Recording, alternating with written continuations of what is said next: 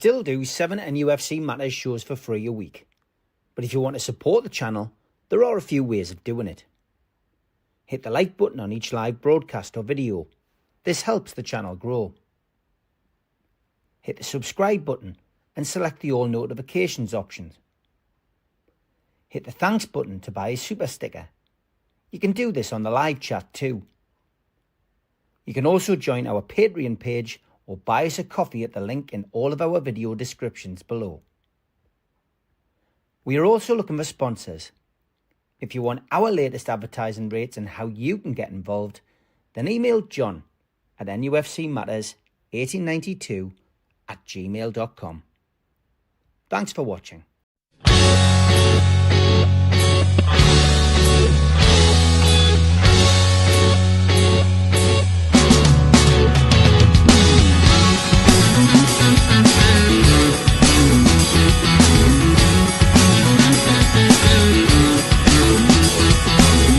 Hush now, city kids, gather round for urban myths. Hush now, city kids. When it came to me after so long, I didn't have no choices in the streets where I was from. When I think about the pain, I didn't have no choices. I took what I had sworn. Hush now, city kids, gather round for urban myths. Hush now, city kids. But you know, they wouldn't let you have it any other way. Stepping back from what you like, the past just pulls you back in again. Save me from myself, it just carries on. Just carries on.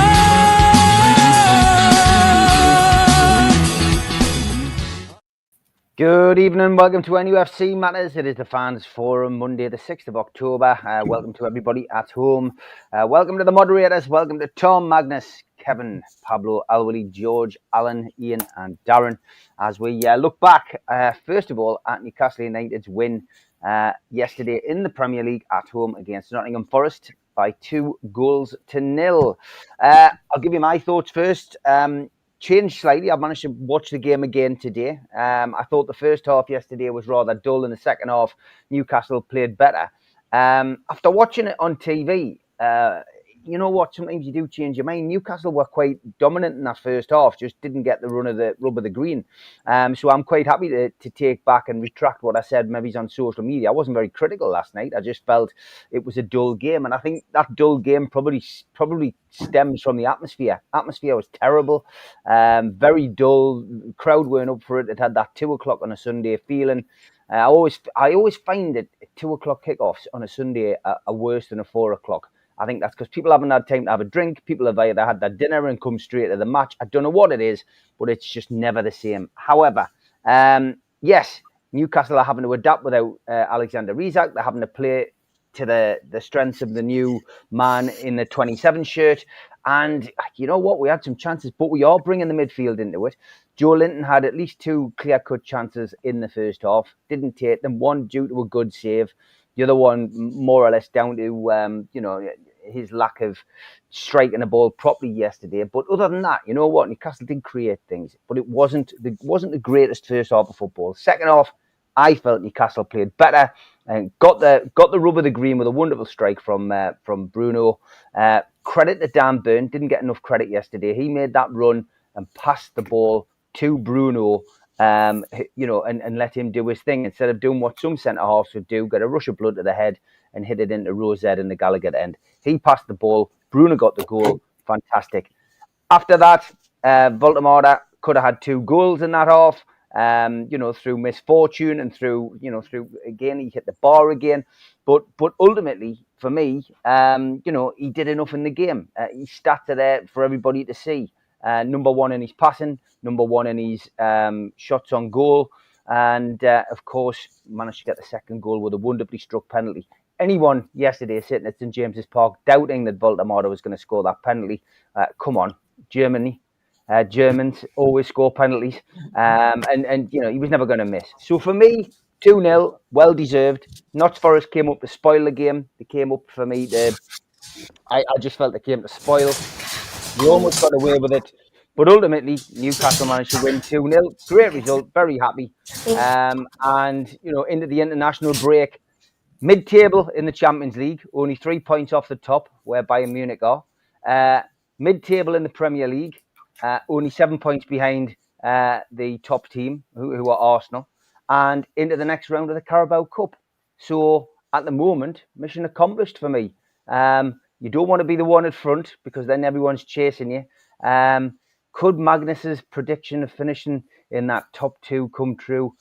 You never say never. But Darren, I'm quite positive after yesterday, and I know we can do better. How are you feeling? Well, I've got a bit of negativity off yesterday, as you know me, Steve. I've got to say, Tilly's in the house tonight. She's watching this live do it, so... Good evening. Calm down. But about the game yesterday, I thought the first half was a bit boring, honestly, for that yesterday. And like Jordan had a chance. He should have scored one of them at least. The other was a good save, but it was boring. It was the crowd was flat. It was boring, and for the first time ever, it's going to shock a lot of people. I wanted Murphy to come on the pitch for a Langer yesterday. Wow. I know everybody around us was shocked when I said that. Because I thought Langer yesterday was shocking. He was very wasteful on a lot of things. His crossing was not very good. I think you're trying too hard, or he just wasn't on how he played on Wednesday night. But he didn't have a good game yesterday, Langer. But three people who played great was Bruno had a good game. Sandro and Chow they were the best players on the pitch by a country mile. Bruno took his goal really well. What a good first goal. Like you say, Jim is a missed penalty, Steve. We all knew was scoring. What a way to start to bring the top bins. I've gone to Nora yesterday, to be fair. She went off, but you needed freshen up. Barnes come on. But Dan Burn done all right, but I don't like him left back. I'm not a fan of Dan Burn left back. I know Lewis Hall's got a slight hamstring in, I believe. Yeah. So it's a bit of downside that. So we're stuck with Dan Burn possibly playing left back for a few games now, because I can't see Chow and Botman getting dropped anytime soon, because I thought they're starting to get a good relationship already between the both of them. So it's a lot of some positive. Another clean sheet with one, got the 3 points on the board. That's the most important bit yesterday. The referee didn't have a good game. Awful. We've had worse. We have had worse than that. You can't just say anything, but you can't just blame the referee every game. You want to let the play go sometimes, but we've got 3 points. I can't believe I wanted Murphy on so much in the second half because of the Langer. That's saying a lot. Do you know what I mean? You know how critical I'm Murphy am. So what you're saying is you prefer Murphy to Langer? At this current time, I would say on Wednesday, on Saturday, yes. I wouldn't play Langer against Brighton. I would drop Langer against Brighton. He's done enough to get dropped. Langer. I thought Langer was shocking on Sunday. He done nothing for me. When Murphy come on, at least he was crossing the ball. He was probably more direct. Do you know what I mean? So I don't know. But knowing how he play the same team at one, that's what he does.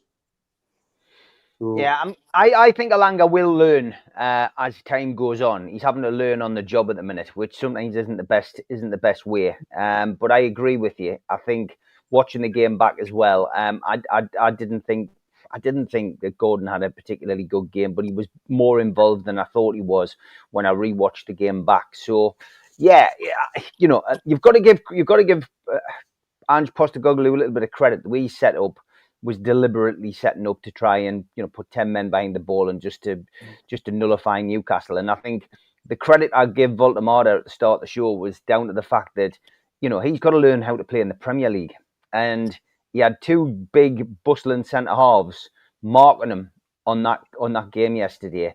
And you know what? He shrugged them off. He's learning slowly but surely what he's got to do.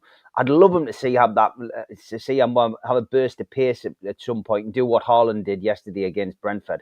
That was a typical bustling centre forwards goal, and he's got the physique to be able to do that. But there was some great stuff, and it's all about learning how to play with each other. That's what it is. I like how Allianz gave the penalty and then he tried to say he was fouled. That tickled us a bit, like. He didn't have a bad game. You know what? He didn't have a bad game, Elliot Anderson. There was certainly no love lost between him and our players' mind. Joe Linton in particular probably left his studs on the back of his calf yesterday, which I thought was quite funny.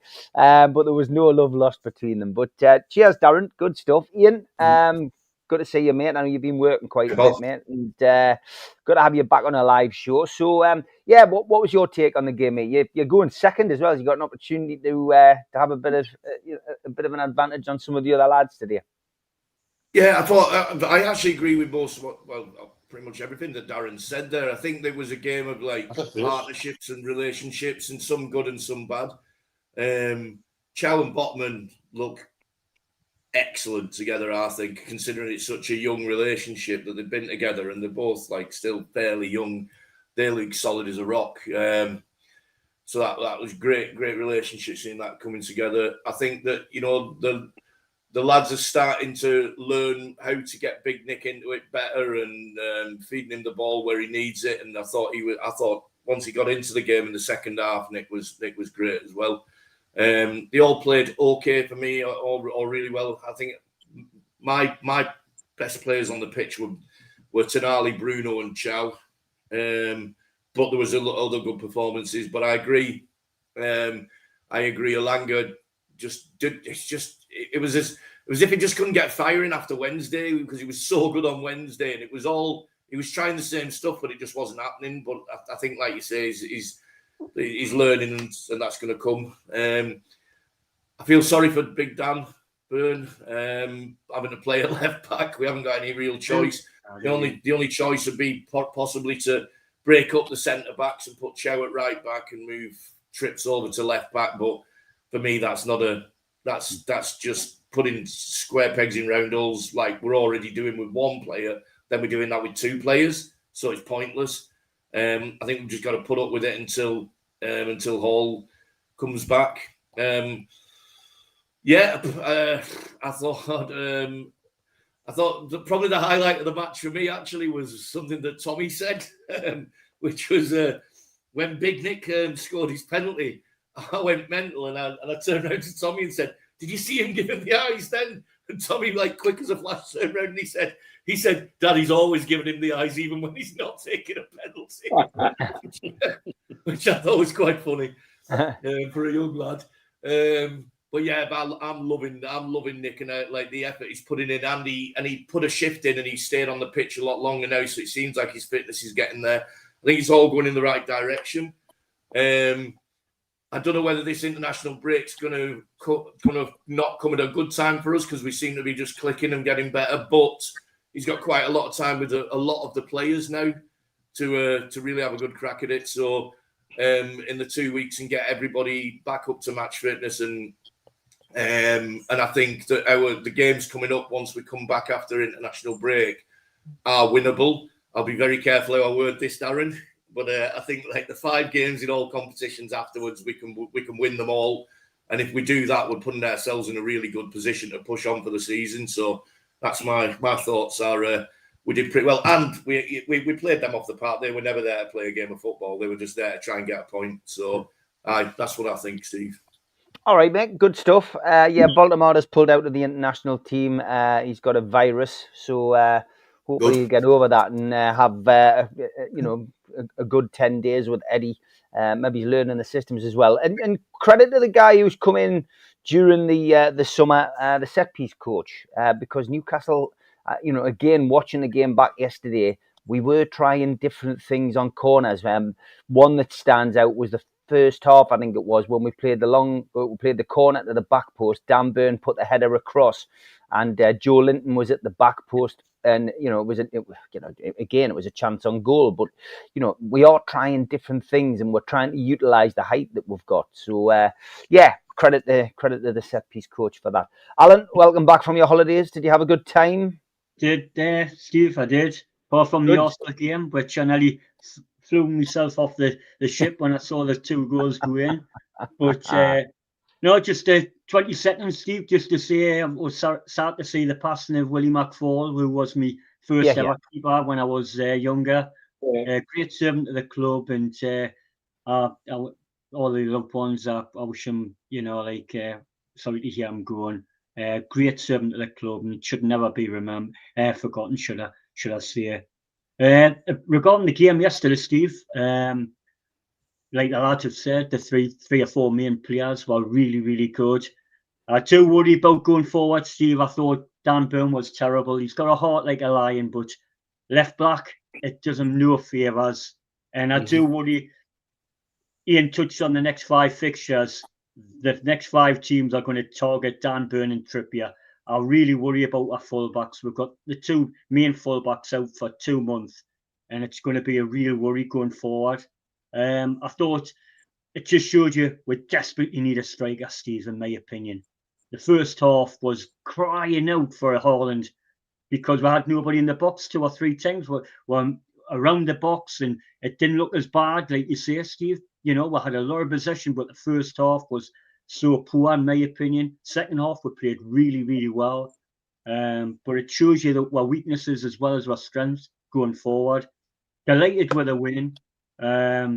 So, you cannot be too critical, but I do worry about the next 3 or 4 fixtures in the sense that the teams that we're going to face are going to target our fullbacks, who I think our weakness. I think Chow and Botman look superb, absolutely superb. And Tonali's a Rolls Royce, absolute Rolls Royce, isn't he? I just hope and pray that we can, improve. But we'll see in the next few games how we go on in international break. I'm happy to say that settle down and improve during the international break. And I look forward to Brighton, who we've never beaten down there since we got promoted. And like I said to the lads in the chat, we got turned over by Fulham home and away last year. And Spurs, historically, we don't do well against. So them 3 games for me are going to determine our season for me, Steve, going forward in the near future. But got to be happy with a win. But more questions than answers for me, Steve. I'm Mr. Negativity tonight for me. There's still a lot of questions answered. But keep going. We're 11th now, and let's hope we can go on and upward in the league. Alan, Woltemade scored 3 goals in his first 3 Premier League games, which has only ever been done by Alan Shearer and Sir Les Ferdinand and Les Ferdinand. There's only 3 of them ever done that. So, what makes you feel that Woltemade should be? We need another forward, because if you bring another forward in and you've spent millions of pounds on him, what are you going to do with him? I think he's a John Tudor in my eyes, Steve. He's a number 10. And I think Wizam might take that number 9 role, and I think that both of them could play together. But he's not going to score you 25 goals, Steve, and that's the problem there. The top teams have all got. They've got Liverpool's got Isak now, Man City have got Haaland, and Arsenal have got Gyökeres. We need somebody that is going to score you 25 goals, as well as players come forward, because our midfield doesn't score many goals, Steve. That's where the good coaching comes in from Eddie Howe, though. This is where it goes, and he has to find ways of getting goals from the midfield, and ultimately, a team that has goals coming from all over the pitch has got more chance of not relying on that one person. Maybe that's where we should be leading the way and not following the way of others. And let's face it, Alexander Isak hasn't got off to a very good start, Alan. And I'm delighted, Steve. So I'm delighted. I mean, I know like comments in the chat, one comment says Woltemade get 20 goals easy this season. Well, if he does, then he's been a brilliant buy for Steve. I think he'll get with 10, 15, but if he gets to a 20, then he's been absolute superb buy for. Yeah, he's got 4 goals, and I tell you what, we've got the option now when Wissa comes back, and I mean, I think, yeah, he's going to be available for a couple of games before he goes to AFCON, and then obviously we'll not really get the benefit of him until the new year, but, you know, we've got the option of playing those two together, 100%. I think that, I think Woltemade could do a job in the midfield. I think if there was an injury to Big Joe Linton and Miley wasn't available, Woltemade could probably drop down and you know, play in that 3, but football doesn't work out like that. There's always something happens. There's always a suspension. There's always an injury. Very rarely do you have your full squad to pick from. So Woltemade certainly has been a breath of fresh air for me. So yeah, okay, interesting stuff. Interesting stuff. George, wasn't the goal feast you were expecting? I went 3-1. I think you went 4-0. But 2-0, solid display. 3 points in the bag. Well, I've got to say, Steve, on the basis of the chances we had, it should have been at least 4-0. I mean, the number of blocks and a couple of saves, the goalkeeper didn't even know where the ball was. Just didn't happen. A couple of times, Woltemade hit the ball too cleanly. If he'd sliced it, it probably would have gone in. So I'm not downcast by that at all. Indeed, in the first half, having been there live and then watched it on TV, Joe Linton could have had at least 2 goals in the first half. And the one you just highlighted from the corner should have been a nod in. You know, it should have been easy peasy, but it didn't happen like that. We just made it hard for ourselves. And the interesting thing is for me is that I thought the Postecoglou played right into our hands, playing a negative game to get a point, you know, just trying to stop us. Because if you remember what happened last year when Nottingham Forest came at work, they ran off the park for at least half the game, if not a bit more. And the players that did that were stifled yesterday because they were too busy tracking back all the time. I mean, White was on the left, must have been fed up with himself because he had 1 or 2 chances that he just didn't get. And you know, whether the Dan Burn was at left back or not, it wouldn't have mattered because they didn't make anything of it. Really, they didn't make a great deal of it. However, I do agree that it's not where you should be. But on the other hand, after that, for me, all positive. That all the things look to be coming together at the right time. We've got a back line with the 2 centre backs. I mean, they're bearing in mind their age. You know, they could be our centre backs for the next 10 bloody years. You know, it would be amazing. They just stroll around the park, and their ability on the ball is absolutely superb. Both of them. Sven Botman doesn't always get the credit he deserves for that, but he's excellent on the ground as is Chow. But Chow's definitely the man of the moment. And in terms of midfield, well, we've got we've got riches galore in midfield. Sandro Tonali's just a different class, different player. You know, I still like hearing the Italian commentators calling him the Newcastle machine. He's that. He just saunters across that pitch and covers every blade of grass without even seeming to break a sweat. And the other thing I like about him is if he's 1-to-1 on somebody, they're not going to get past him. You know, it's absolutely superb. In the front, Gordon looks like he's starting to come back into some sort of form, which is great. And like you, I saw more of him on TV than I did at the actual game. You know, he did a lot better than I'd actually thought. But he's starting to come back into it.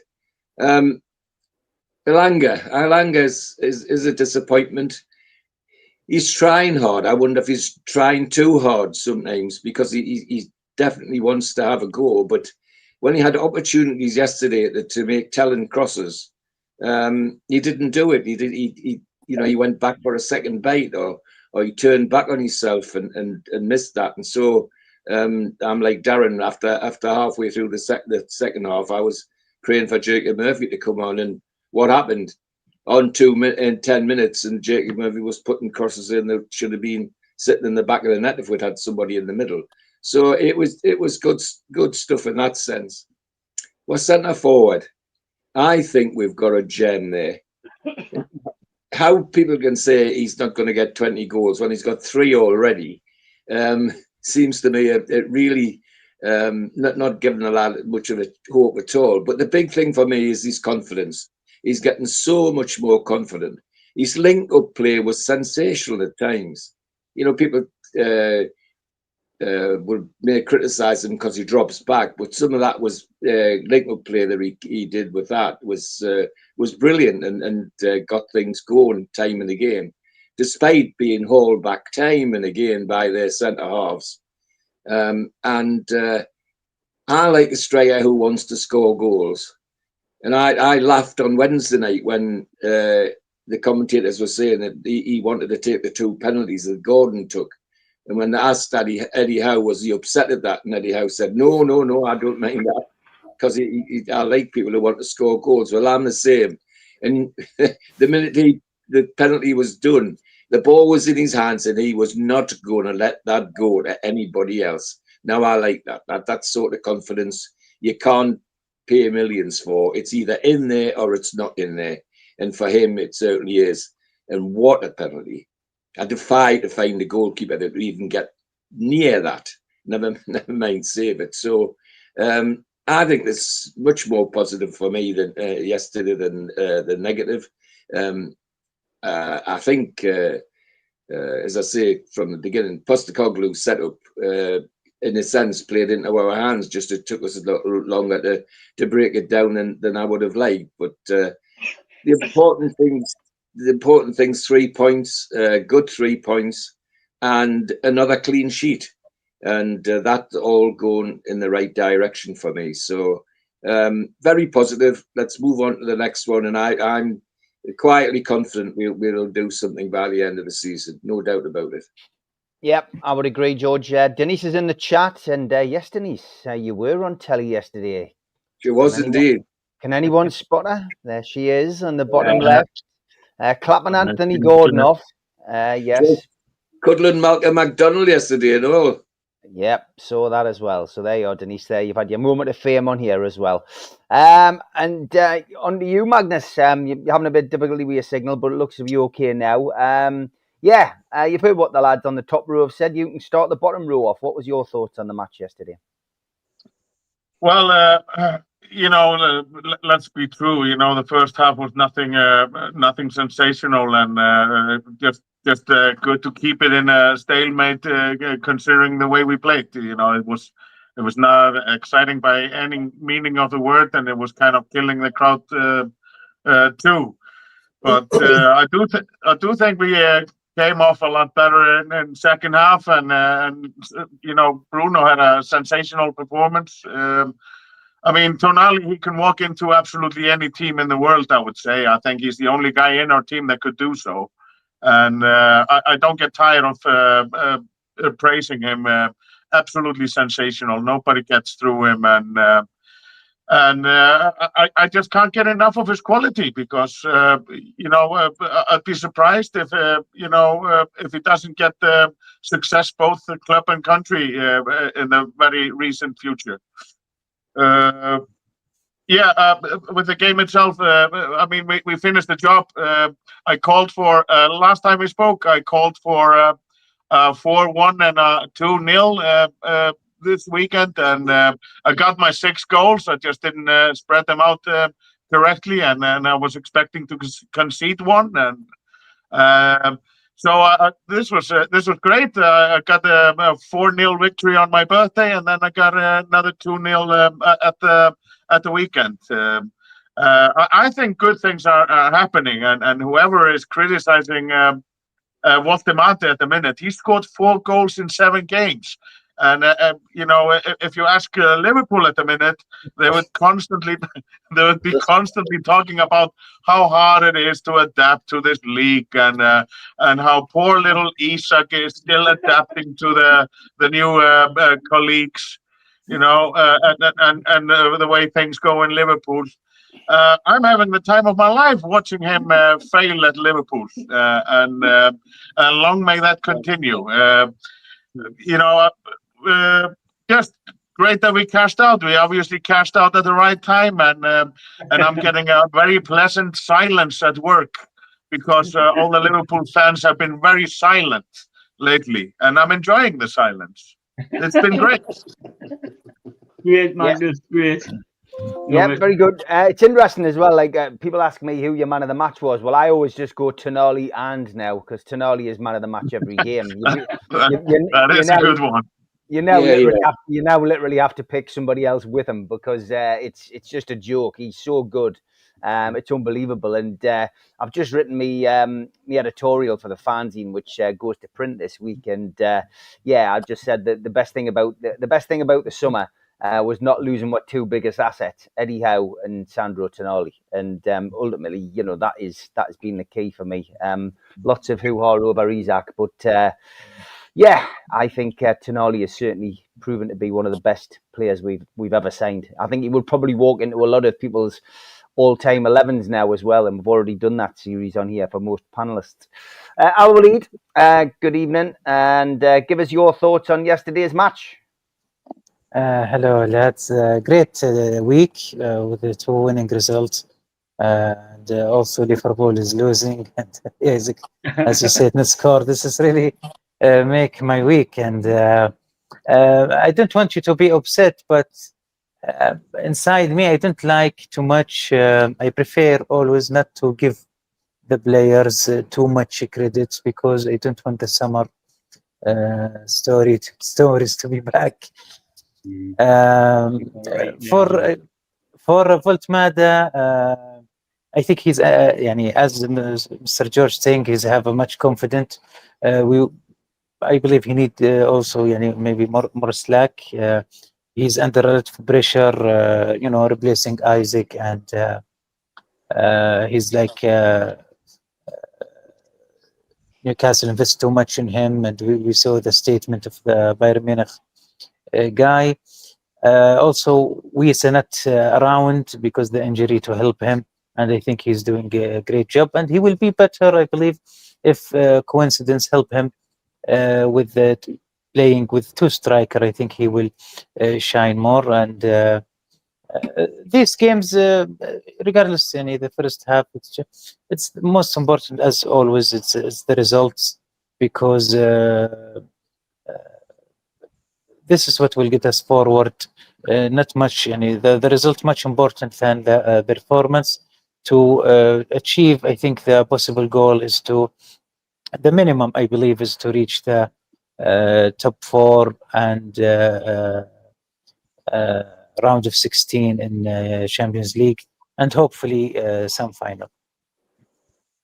Have you had any progress on your supporters association, by the way, Al Walid? You had a little bit of exchange with the new chief executive. Any further updates on that?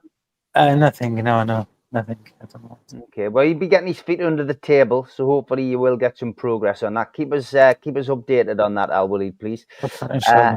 Good stuff. Pablo, first of all, we had some sad breaking news for fans of Jeff. Sadly, his cat Tyne passed away. So he's unable to join you tonight and give you the laughs, because I know you enjoy Jeff's company on here. But Jeff, we are thinking of you, mate, and hopefully it hasn't hit you too hard, and we'll get you back on the show next week. The breaking news with regards to you, Lee, was something which we should have put up last week, which was this, which seems to have hasn't seemed to have hit the tabloids yet. Davey steps down. Newcastle manager Lee Davies has resigned from his position as manager after many years in the job. The Newcastle board were quick to pay tribute to their long-serving manager, declaring that whilst they were sad to see Lee leave, his announcement had given everyone an opportunity to celebrate one of the club's most faithful servants. Newcastle United legend Lee Davies was born in Lancaster in December 1980. He made 67 appearances, scored 6 goals for his country. Davies, a Euro SAM Club Challenge winner with Newcastle, will surely prove hard to replace, considering his wealth of experience and previous track record. He enjoyed phenomenal success at Newcastle, lifting 20 league titles and winning 66 cup competitions. Newcastle lifted the English Premier Division title comfortably with 27 points separating them from West Ham. Newcastle United have recorded 3 wins and 2 defeats from their last 5 matches. Newcastle will now be looking for a new manager. Well, I tell you what, that was doing really well until you said that West Ham finished secondly. I can't believe it. So, what prompted the move, Lee? The fact that I'm 67 years old now on the game, mate. I should be playing with my You put the cheat at the bottom end of the Invincibles. The amount of time, there's a little thing on there that shows how much time you've dedicated to it. And technically, I've spent 43 years of my 44 years playing Championship Manager. So I just thought it was time to cut it. You know, it was becoming too much. It was getting in the way of employment. I tell you what, the man sitting next to you on the bottom row you should have handed over the reins to Kev. Would have been a good up. Yeah. It would have been like the Liverpool boot room. Even I'm impressed with that. 66 cup competitions.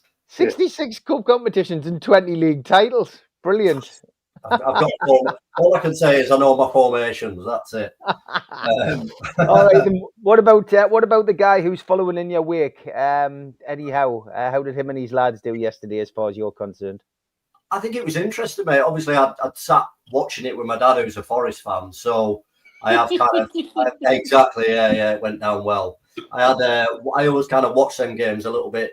I don't know, maybe from his side as well. And I think if you'd have asked me yesterday, I was struggling to work out, were Forest really bad or were we okay and managed the game well? And I think probably what's highlighted to me is the past 4 or 5 games I've come on and I've said we're blowing teams out of the water for half an hour, a first half. And I think probably Eddie maybe approached yesterday's game a little different, maybe kind of restrained us a little bit.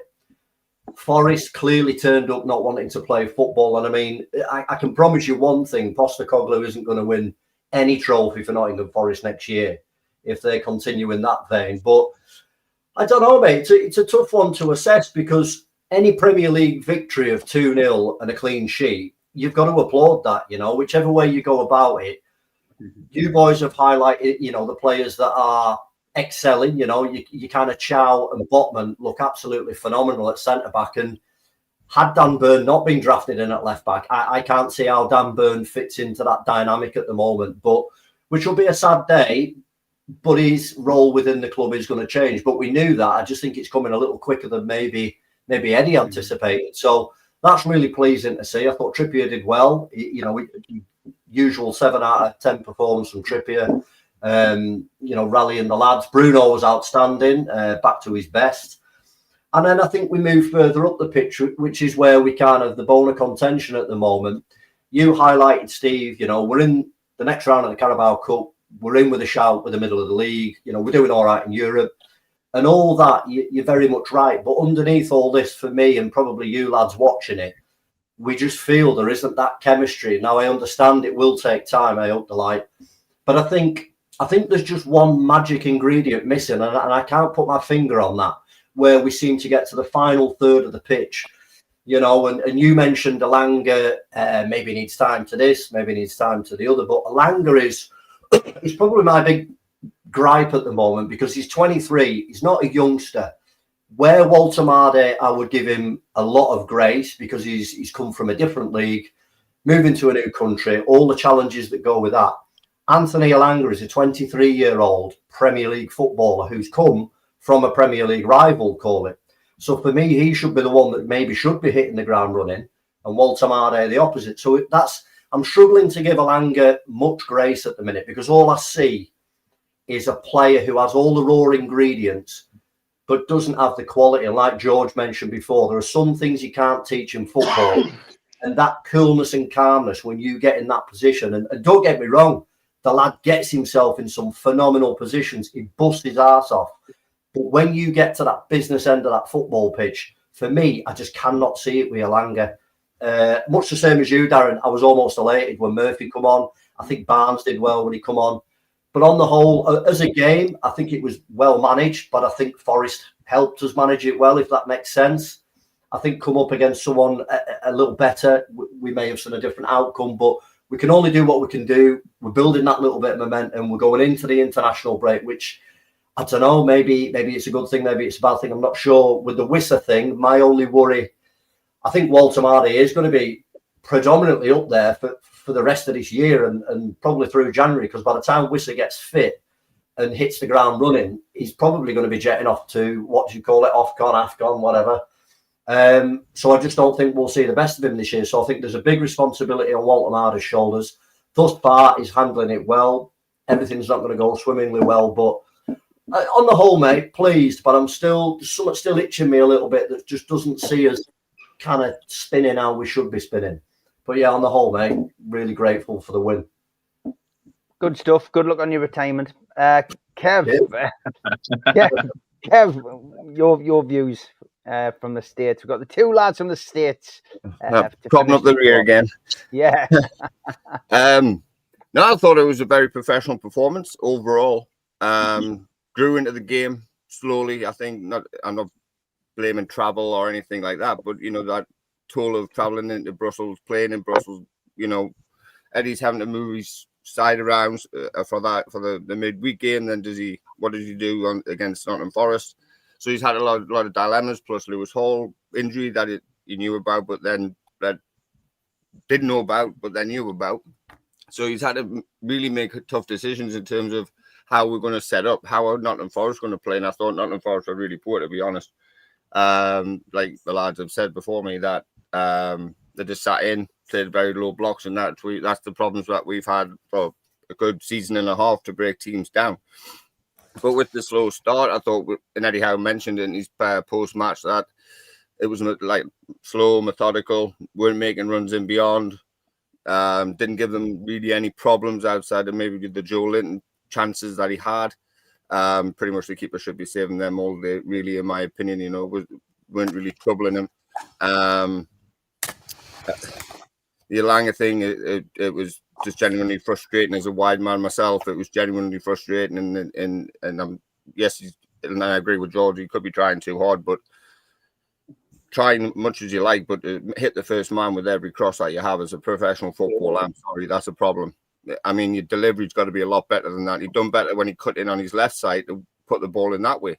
So that's just a small thing, which can be coached, which can Eddie can do that. But again, the time's limited on the pitch, and that's Eddie's problem with the new players that he's been bringing in are all international footballers. So you're going to be losing them.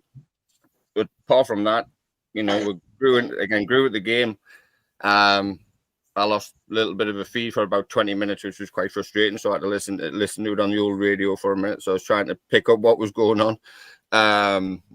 But, you know, once we got past the second half, Eddie Howe made a couple of possible little changes of how we're going to play, i.e. the runs in beyond, getting Bruno further advanced up the park, getting Joe Linton into the 18-yard box, Tonali a little bit 10 yards further forward. The two centre-halves were further up the pitch to win the ball higher up, so Forest couldn't really get out.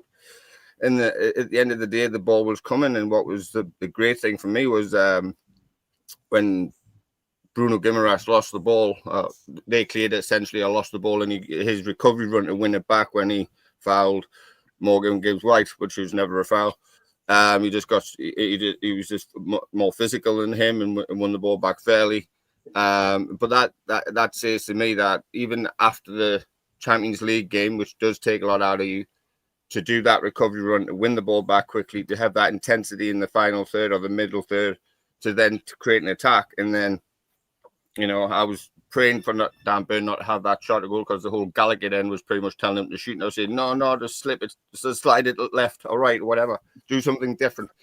And then once Bruno gets the ball, and I think I heard a comment last night, I think it might be in Craig Hope, that his futsal background makes his technique look like he's just shoveling the ball and just swiping at it, not fully connecting with the ball, which is really true because of the heavier ball and stuff like that. But it was a fabulous finish. And then obviously the penalty, and I think that's one of the best penalties I've ever seen in my life. It looked so awkward, so odd, but then to put it pretty much where you clip the net on to find the literal postage stamp is, yeah, that I'm not going world class, Alan. I mean, he's a pro footballer. He should be able to do that from 12 yards. But 3 or 4 goalkeepers should never, ever save that. No, it was a brilliant penalty. And going on to Nick Woltemade, like, agree with George. He's more than a gem. He's a diamond. He's a star, in my opinion.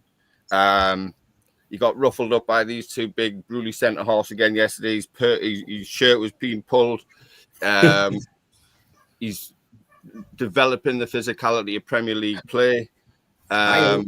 His movement, because you can see it from a TV perspective, he's clapping his hands, he's showing for the ball constantly, he's wanting the ball in certain areas. And again, it's a learning thing. He's only been with us, 7, 8 games, whatever it is. So, again, time is of the essence with him, but for having, 4 goals in 7, yeah, he's going to get probably 20 plus, to be honest, Alan. I'm sorry, he's going to get more than that. He's not to see no way. No way. We'll see what happens. I think he does. But I think with the Worcester thing coming back in, when he comes back, I think we possibly could change shape. I think we will change shape. I think we'll go to a 4-2-3-1 or something like that. But horses for courses, depending on the team. But that'll be the primary system that he'll go to and just drop a Woltemade into the 10. But against Steve, overall, it's a good 3 points at home. You know, I haven't conceded in however many games, I can't remember. But apart from the Arsenal, but you know, if you're gonna get beat, you're gonna get beat off the best sides, which it is what it is. But you know, long may it continue. And yeah, let's push up this division and have a good Champions League run, and let's get back going again when they get back from the international break safe and sound. Yeah, and you did well there, only interrupted briefly by Darren. Usually he's talking all over the top of you, so that was good. He said one of the ones going to get 20 goals is absolutely neat chance. Well, Pablo's asked us to do something at the end of the show, which we'll do. So we'll give Tommy's chance to give us views on the match, and then we'll ask that question just before the end. Tom, welcome as usual, and great article for the fanzine, by the way. Thank you very much. That'll be coming across to the America very, very soon. But give us your views on yesterday's game, mate. Well, I respect the 8 people ahead of me, but not one of them mentioned Nick Pope, who seems to be leading the league in clean sheets. So I just want to give a shout out to Tom. Nick. Good on you. Yeah. Good point. And his, Chow and Botman with Pope behind him, because they're all communicating very well. So to me, that was the highlight of the week, was seeing those 3 playing.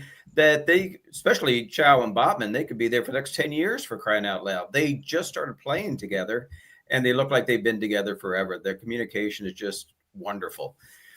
Some other things I noticed is, one is Sandro Tonali, second half. Where does he get the energy? Where does he get the motor to be able to do that? His second half performance was as good as any midfielder I've ever seen. He was everywhere and doing everything that he needed to do. I think Alanga's getting a little bit of stick, and maybe rightfully so. We have a chat during the match, and I was calling for Murphy as well. But we're going to need Alanga, we're going to need Murphy, we're going to need Gordon, and we're going to need Barnes. Why? They're all going to get a lot of minutes because they're going to have to track back. We have the only thing that's real negative to me is we have a 35-year-old right back, a 33-year-old left back, and we got 15 matches in 10 weeks. That's a lot to ask for them. You can't think that Livramento and Hall are going to come back fit and ready to go on the pitch. Can we put Chow over there? Can Kraft come in for some time? Alex Murphy, he didn't even look very good for the 21s, I understand. So we are limited at left back. So I think we're going to see a back 5 at times. I think in other areas, horses for courses, as Kevin said, we're going to see a 4-2-3-1. Makes perfect sense to do that. But I do worry about both of our outside backs. And I think that I do. The January window, regardless if Hall comes back fit or Livramento comes back fit, I think we've got to start looking at that position. Maybe someone that can play both sides, like Livramento or Trippier could. So that's my one downside. The other downside is Milinkovic, who how did he stay on the pitch and not even get booked? He was mauling the guys. When he took down Byrne in the box, I was throwing things at the TV. I was so upset about it. So anyway, I used to think Yates was the biggest jerk in football. I think, Fernandez is there too. Don't get me wrong, Bruno Fernandez. But this Milinkovic is real worry ticket as well. So I think that anyway, there were just some of my comments for the match. And then the last thing I'd just like to say is Big Ange, because I think he's an idiot. I really do. I don't like him. I think I've never liked him. And the fact that he came to Newcastle, he's putting 10 men behind the ball, and his only offensive play is let's kick it long to Gibbs White and attack Dan Burn. That was it. That's all they really had in their arsenal the first half. And then the second half, they switched it up when Hudson-Odoi came on and did long balls and tried to beat Trippier with pace. I agree with whoever said, I'm not sure who said it, but he's not going to be, I think Pablo did actually. I don't think he's long for this world if that's going to be his way of trying to get points. I tell you what, club football, you could add a better managerial, better attacking style than that. I thought it was pretty weak. Yeah, interesting times for Nottingham Forest fans, certainly. I've got a lot of mates who support Forest and don't like to see that pain at the moment, but their owner, certainly a one-off. Reminds me of a certain rotund owner we used to have. Okay, the question, now a little private chat by Pablo was, let's ask the lads what they reckon Woltemade's goal count will be at the end of the season. So, Tom, you went last. Let you go first on this one. How many goals, combined goals, let's not just say Premier League goals, let's say combined goals, will Woltemade have by the end of the season? Well, I tell you, I wish you would ask how many part of scoring plays he would be in, because I think he's going to get quite a few assists with his little give and go play that he can do at the edge of the box. I think 17 goals, but I'm also counting on him to get 8 assists, 25 total. Okay. Kev? 19. No, I think I'll go 22 goals. 22. Okay. Yeah. So 11 in each.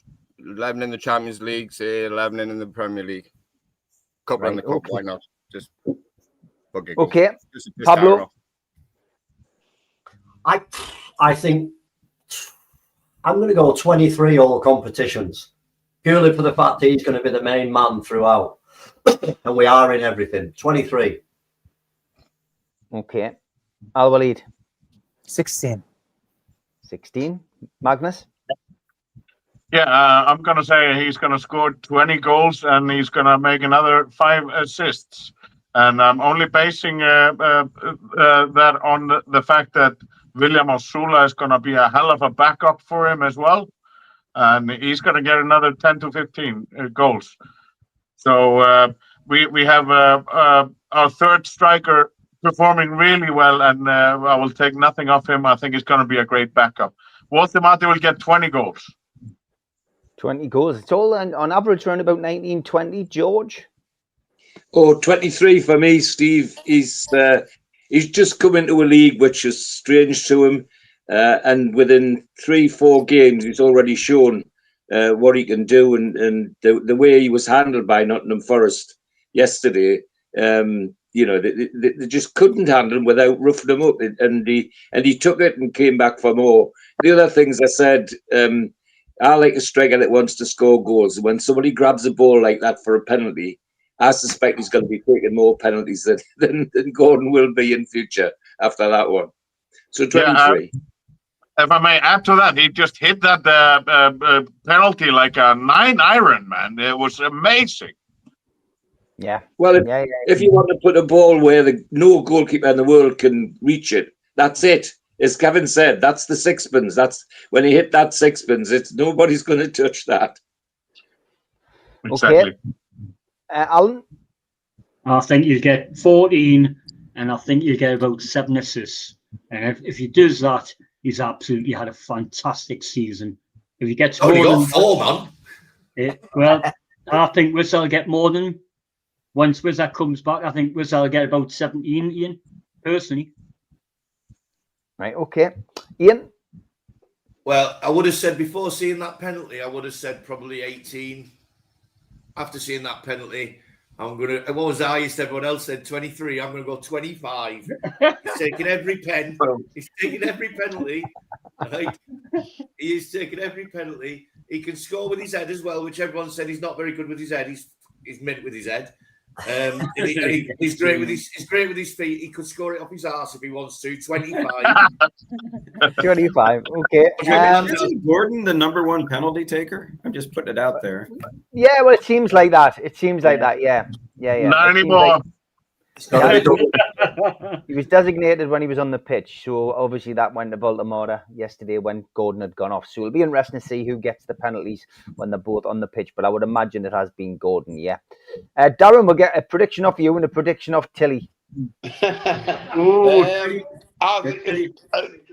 about the penalty situation. Gordon's the main penalty taker, so he takes the penalty no matter what it is. He scored 2 midweek, so you can't. He's on the pitch. Gordon takes the penalties. That's the rule. Yeah. Dick Swift, so he takes the penalty. Volleyball go second if he's off the pitch, but you've got to stick with the main man Gordon who scored 2 goals. Yes, his penalty was good, but you've got to stick with Gordon. I think he'll get a lucky 15 if he's All of them lucky, Darren?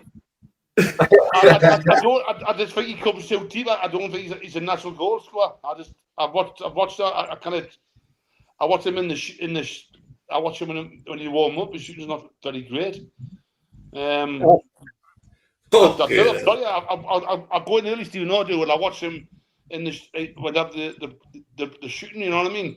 Yeah. I've watched him against Bournemouth in the shooting practicing. He doesn't go many there. So I do go in there. I watch a lot of things in the warm, Steve. Like you watch Nick Porter. He does some things, you know.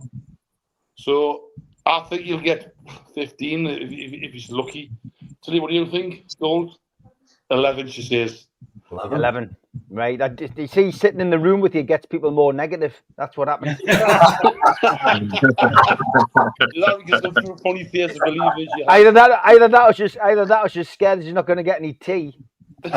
No, she had a McDonald's. Never. She did. You've got a McDonald's. I bet you made her spend her pocket money. Great stuff. Great show. Thanks to Tom, Kevin, Pablo, Alwaleed, Magnus, George, Alan, Ian, and Darren, and Tilly. Hope everybody's right now. I'm wrong, Steve. Thanks to the moderators. Thanks to everybody in the chat. And tomorrow night, 6 o'clock, join us for Talk of the Tune with Sid and Rob. Thanks very much, lads. Take care. Cheers, lads. Big thanks to all our sponsors, everyone. Skips and Bins. You can find them at their website, skipsandbins.com. Contact them at www.skipsandbins.com/contact. Say hello to low-cost waste disposal with pay-as-you-go and contract waste management. A big thanks to Mr. Vicky's Sauces, handmade in Cumbria. You can find them at their website, mrvickies.co.uk, email info@mrvickies.co.uk, or telephone 01768 210 102. Thanks to our fanzine sponsor, United Group Travel. There are no strangers on our tours, just friends you haven't met yet. 2 crew driver and courier, local family company, 3-star plus quality hotels and no interchanges. Hot and cold snacks and drinks available on the coach, all excursions included. Their website, unitedgrouptravel.com, email beverly.ugtl@gmail.com, telephone 01670 632 460 or 0791 666 4174. Just £30 per person deposit. Thanks to Media Arts for all the help with the technical side of things. And if you like listening to us as a podcast, you can go to Sports Social Podcast Network or to iTunes, Spotify, or other podcast providers. If you want to support the show, then hit the subscribe button. It's free. We do 7 shows a week. Hit the little thumb up under the video, which is the like button, or click share to share to your social media. You can also join the channel on YouTube by hitting the join button for as little as $1.99 a month. If you want to become an NUFC Matters member, you can go to nufcmatterspodcast.co.uk. It's a £25 one-off fee. You get your pen, you get your badge, a key ring, you get your beer mat and your fridge magnet and your membership card, nufcmatterspodcast.co.uk for that. And we have an event early next year, 13th of February 2026, an evening with Beardsley, Waddle and Gascoigne takes place at the Tyne Theatre and Opera House. To buy your tickets for that event, go to the box office 0191 243 1171 or Tyne Theatre and Opera House.uk. Don't forget as well, the Christmas due is the 21st of November. Tickets are £12 from nufcmatterspodcast.co.uk. All proceeds are going to Age UK, North Tyneside Dementia. Warren Barton and Joe Allen will be in attendance. Adam Henderson and Sid will be spinning the discs. Superman and Gibbo are back together Friday the 23rd of January next year at the Irish Centre. And Peter Beardsley will be live as well at the Irish Centre the following week. That is on the 30th of January. And all proceeds going to Age UK, North Tyneside Dementia from those events. And don't forget as well, another fundraiser for Age UK, North Tyneside Dementia is this book, The Promoter and the Photographer, priced at a very reasonable £10. Only going to be 200 copies. And you can get that from nufcmatters.co.uk. Get yourself involved in that as well. Thanks for watching. See you all tomorrow night.